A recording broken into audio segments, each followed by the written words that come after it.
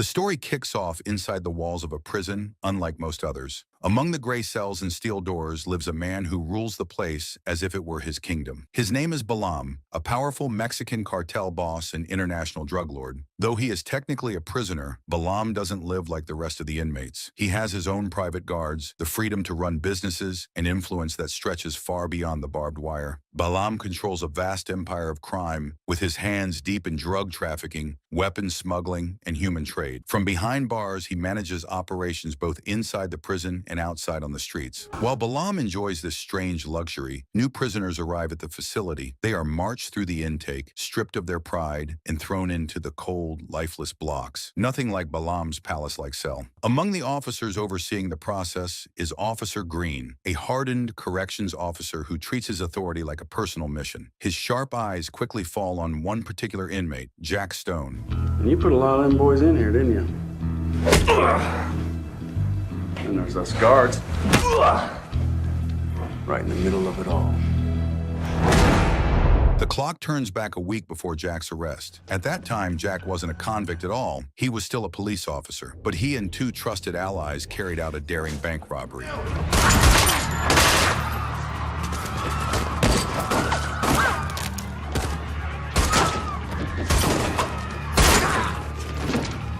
here for the bank's money, not yours.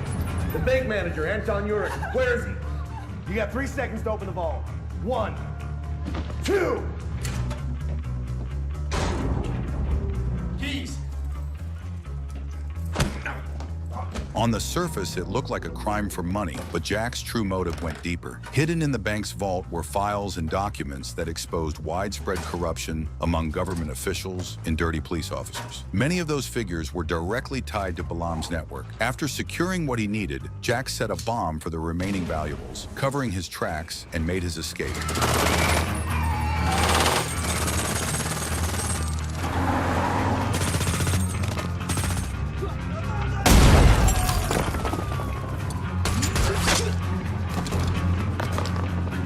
Bloodied and cornered, Jack rushed into a nearby building, desperate for an exit. Several policemen closed in, but before they could catch him, Jack tossed the bag down one corridor and sprinted upstairs to lose them. One officer crept after him onto the same floor, but Jack was ready. With practiced precision, he dealt with the man and kept moving.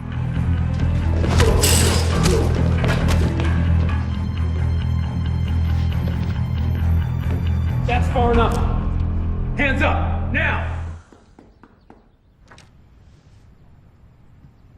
The man who recovered the bag later delivered the precious documents, CDs, and files loaded with evidence to Tricia Sinclair, a determined journalist with the courage to chase the truth. She carefully unzipped the bag, pulling out each piece of evidence and laying it out in order. Every page she touched brought her closer to a storm she could barely imagine. Back in the present, Jack struggles through his prison sentence. His arrest wasn't by chance. He had surrendered deliberately, determined to get close to Balam. But even now, he hasn't seen the cartel boss. Instead, Jack crosses paths with Silva, a chatty inmate who seems blissfully unaware of the storm brewing around his new cellmate. During mealtime in the cafeteria, the prison's hierarchy becomes clear. Semyon, a violent inmate and Balam's cousin, struts up to the newcomers, demanding security money for protection. Yeah, I don't think I need protection from you. Always. Pick him up, put him in a cell. My name is Semyon. Come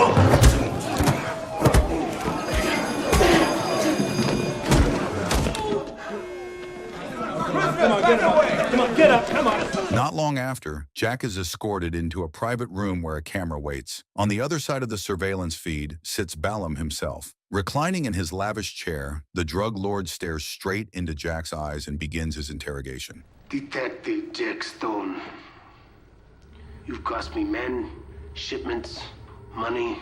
On pleading guilty to share a prison with me, I am sorry we are not meeting in person. Why don't we change that? The king stays in his castle. I am not here for your throne, Balaam. What did you take from my vault?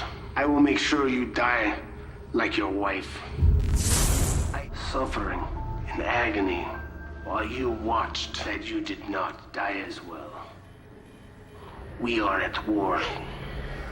Jack doesn't flinch. His silence alone is defiance. and Balaam senses this prisoner won't break easily. Meanwhile, outside the prison walls, Trisha is hard at work, piecing together the files Jack delivered. She uncovers evidence of widespread corruption, implicating both government figures and senior police officers. Curious about Jack Stone's true identity, she digs deeper into his past. Jack, meanwhile, lies on his bunk, staring at the ceiling. His thoughts drift back to the moment of his arrest, a violent clash between himself, once an officer of the law, and his fellow police who now hunted him as a criminal. Fences don't just jump out in front of cars, Tim. That same night, 3 inmates creep into Jack's cell while Silva snores loudly from the top bunk. They believe Jack is asleep, but as they move in for the attack, he springs up and meets them head-on, fighting back with calculated ferocity.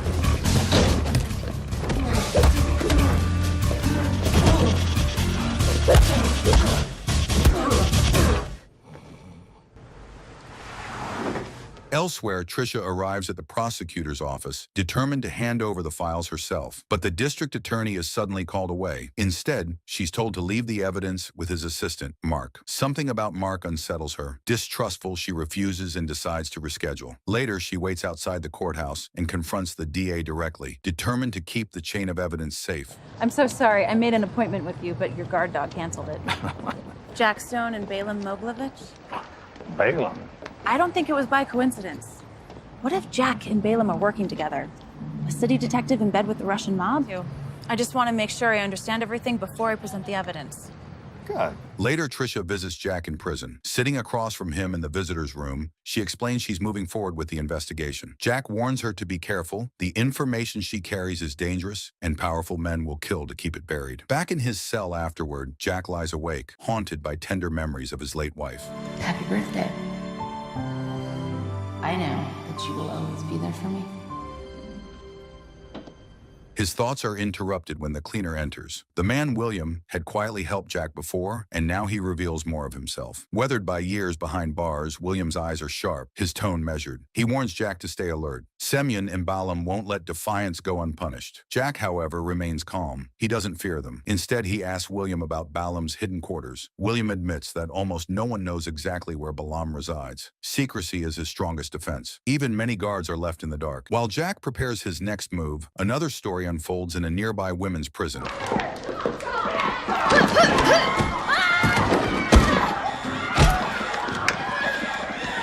After guards break up a fight, one inmate, Alina, is dragged away towards solitary confinement. But midway, another guard intervenes, claiming he will take her instead. Suspicious but powerless, Alina questions where she's being taken. Instead of answers, the guard mocks her, shoving a blindfold over her head. Moments later, she is brought before Balaam, surrounded by his loyal followers. Control means respect. I know all this.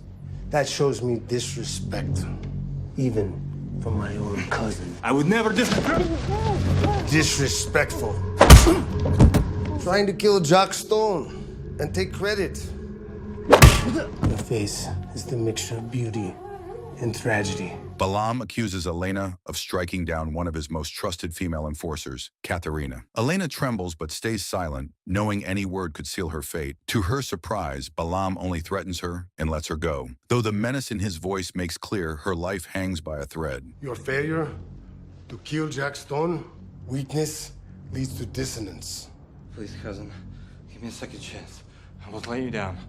$100,000 brings me Jack Stone's head. Word of Balaam's wrath spreads quickly through the prison. William delivers the news to Jack. A bounty has been placed on his head. Now nearly every inmate is a potential assassin, eager for money or Balaam's favor. William asks what Jack plans to do, but Jack remains silent, his calm unshaken. Still, William warns him the danger runs deeper. The guards themselves are among the bounty hunters, loyal to Balaam's power. As if on cue, guards storm in, barking orders for inmates to clear out. Soon after, a mob of prisoners rushes Jack and William, their eyes burning with greed. The cell block explodes into chaos as fists and makeshift weapons swing in the air, all aimed at claiming Jack's life.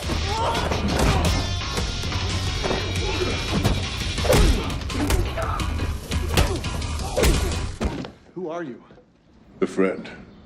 Meanwhile, Balam receives a troubling phone call from District Attorney Johnson himself. Johnson warns that a female journalist, Trisha, is investigating corruption, and she now holds the files linking government officials and police officers to Balam's empire. Outraged, Balam insists those files were destroyed in the bank vault, but Johnson is firm. Trisha has everything she needs to expose them. Furious, Balam orders Johnson to silence her immediately. In return, he promises to deal with Jack Stone personally before the day is over. Back inside the prison laundry room, Jack quietly works, folding uniforms. Suddenly, he is surrounded. A circle of thug wardens, men who secretly serve Balam, close in on him, their intentions written in their cold, predatory stares.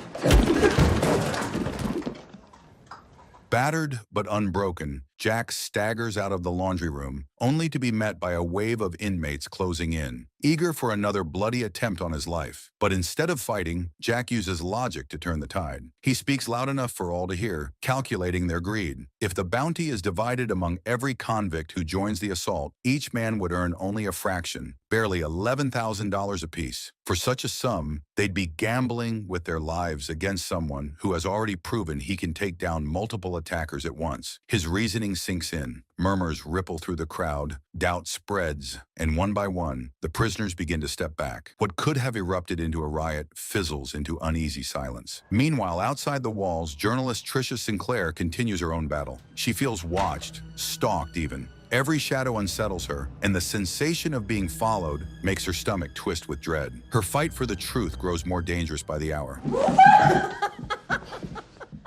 No! Must have been some visit, huh? Oh, what's wrong? I've been going about this all wrong. This whole time, I've been trying to connect Jack Stone with the corruption, which is why I was getting nowhere. What are you gonna do about it? Cross-check everything, make sure I understand it all, and make the call. Back in the women's prison, Elena, who is secretly an undercover FBI operative, presses on with her covert mission. Balam orders her to make peace with his trusted lieutenant, Katharina, after their earlier violent clash. On the surface, Elena approaches with an apology, but beneath the mask, her intent is different. She aims to provoke Kat again, forcing another confrontation.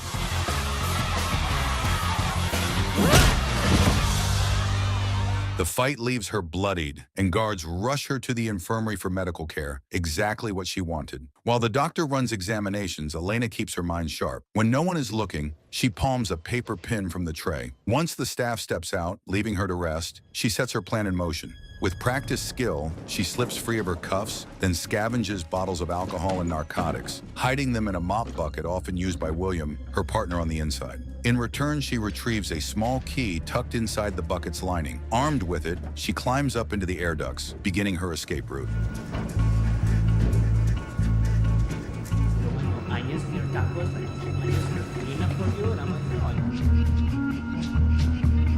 Happier?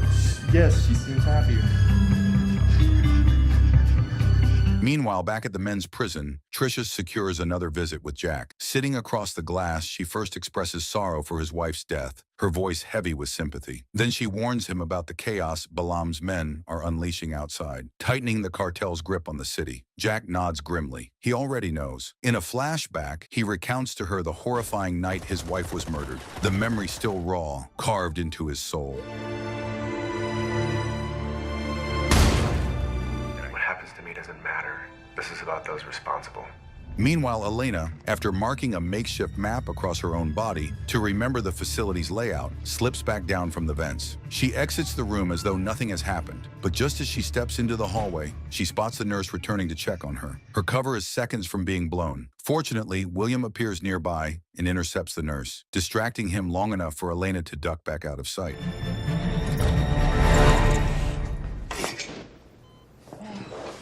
Later, Jack confronts what he already suspects. William isn't just another prisoner. When he asks, William finally admits the truth. He is an FBI agent, deep undercover. For 6 long months, William has lived as a convict, blending into the prison's dangerous hierarchy while collecting evidence against corrupt police officers and officials entangled with Balaam's empire. Elena, Jack learns, has been his partner all along, planted in the women's wing for the same mission. The revelation changes everything. Jack's battle is no longer his alone. Before they can say more, their conversation is cut short by the sudden arrival of Balaam's thugs. Oh, yeah! There's more than just me here. Get ready to move when the time comes. In the aftermath, Jack is punished and thrown into solitary confinement. Alone in the dim cell, he falls into haunting flashbacks of his late wife and their tender moments together, memories that fuel both his grief and his resolve. Meanwhile, William is summoned to the office of Warden Blaine, a man whose loyalties have long been suspect. Whispers in the prison claim Blaine is firmly under Balaam's thumb. William, I have to say, I'm very disappointed in you. They saw you pick up Losif and throw him over that railing. Romans 13:4.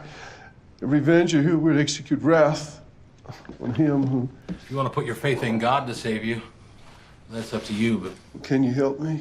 Yes, for a price. Outside, Tricia once again attempts to meet District Attorney Johnson, clinging to hope that he will act on the files, but she is blocked yet again by his assistant, Mark, who insists the DA is unavailable. Mark advises her to pass the documents directly to the FBI if she truly believes the matter is urgent. Suspicion gnaws at her, but with options dwindling, she weighs the advice. Back inside, Balaam receives a rare visit from his daughter. To his surprise, she does not come in loyalty but in fury. She berates him bitterly, shaming him for the pain and destruction his empire has brought upon their family. I've been lied to my whole entire life. I thought you were dead.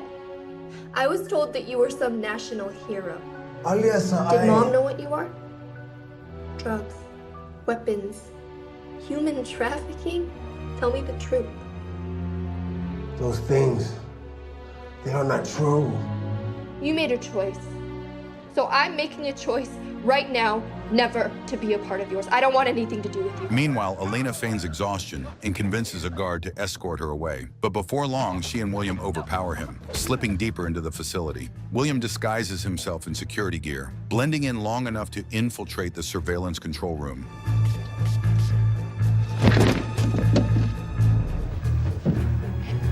Standing by. I'm in.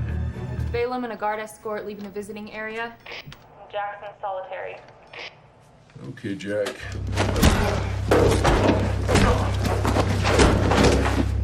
Cleaner, friend. I take it this is not a social call. Which way? Dead right. All right, Jack, we're running out of time. It's getting close to you, Jack.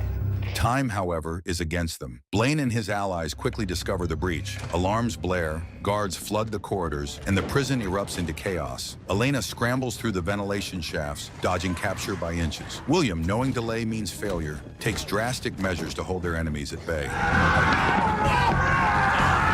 was just about to come for you. No! I want Stone!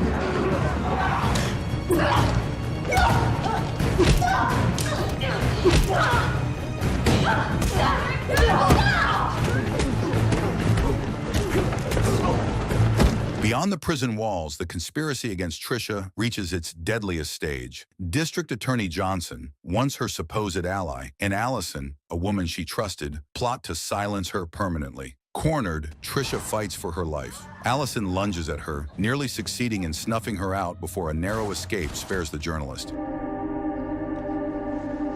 FBI, Miss Sinclair.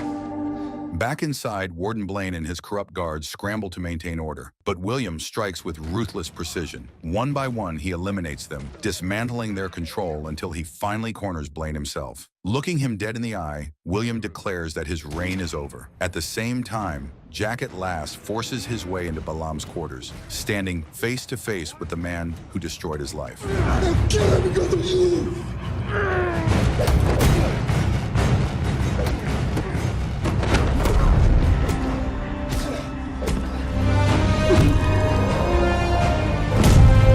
Soon after, SWAT teams stormed the prison, regaining full control of the facility. In the aftermath, William formally introduces Jack to Alina, recognizing him not just as a fellow fighter, but as a valuable ally in their mission. Together, the three of them have helped bring down Balaam's empire from both inside and outside the walls. The FBI acts swiftly, mopping up the remnants of the cartel's operations. District Attorney Johnson has been arrested as well. As for Jack, he remains in custody, his crimes not forgotten, but his role in dismantling Balaam's network cannot be denied. In the final moments, William, impressed by Jack's courage and determination, places a reassuring hand on his shoulder before leading him toward the waiting police car. For Jack Stone, once a grieving husband turned rogue, the path ahead is uncertain, but redemption now lies within reach. His skills, once driven by vengeance, may finally serve justice.